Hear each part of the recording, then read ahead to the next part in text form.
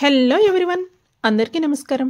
కిచెన్లో గంటల తరబడి చేసే శ్రమ లేకుండా ఈజీగా నిమిషాల్లో అప్పటికప్పుడు తక్కువ ఇంగ్రీడియంట్స్తో చేసుకునే ఒక మంచి healthy and tasty snack recipe ఈరోజు వీడియోలో చూద్దామండి.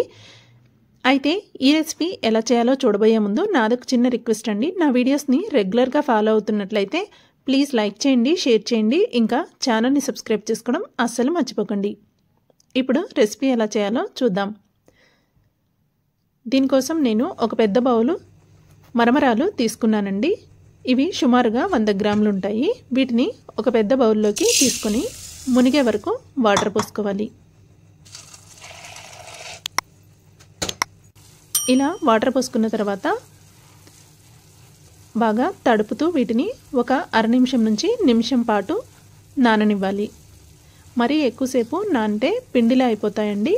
ఒక అర నిమిషం నుంచి నిమిషం పాటు నానిన తర్వాత గట్టిగా పిండుతూ వాటర్ అంతా తీసేసి వేరొక బౌల్లోకి తీసుకోవాలి.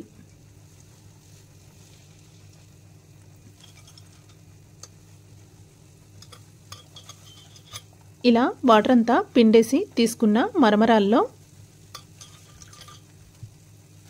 ఒక 2 సన్నగా తరిగిన పచ్చిమిర్చి, ఒక మీడియం సైజు ఆనియన్ని సన్న ముక్కలుగా కట్ చేసుకొని వేసుకోవాలి. అలాగే ఇందులోనే కొంచెం కొత్తిమీరని కూడా సన్నగా తరిగి వేసుకొని కలుపుకోవాలి.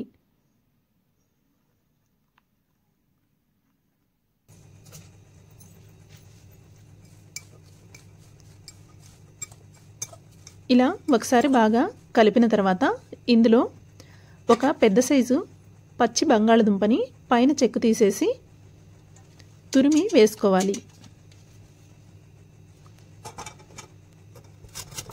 ఇలా పెద్ద రంధ్రాలు ఉండేవైపు తురుముకోవాలండి. ఇప్పుడు ఆలు కూడా అంతా కలిసేలాగా ఒకసారి మిక్స్ చేసుకుందాం. ఇలా కలిపిన తర్వాత ఇందులో ఒక అర స్పూన్ కారం, అర స్పూన్ ఉప్పు,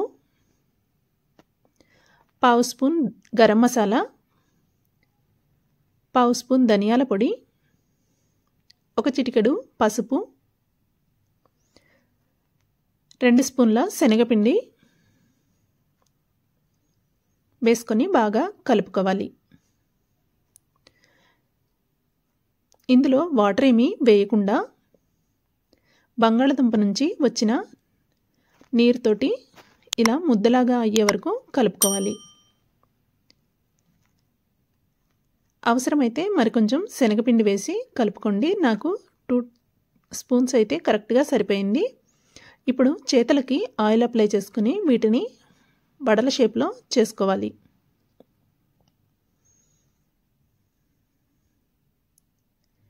ఇలానే అన్నింటినీ చేసుకొని పక్కనుంచుకోవాలి.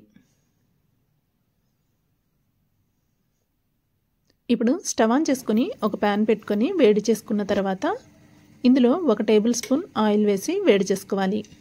ఆయిల్ బాగా వేడెక్కిన తర్వాత మంటని మీడియం ఫ్లేమ్లో ఉంచుకొని మనం ముందుగా రెడీ చేసి పెట్టుకున్న వాటన్నింటినీ వేసి మంటని మీడియం ఫ్లేమ్లోనే ఉంచి మంచి కలర్ మారి క్రిస్పీగా అయ్యే వరకు ఫ్రై చేసుకోవాలి.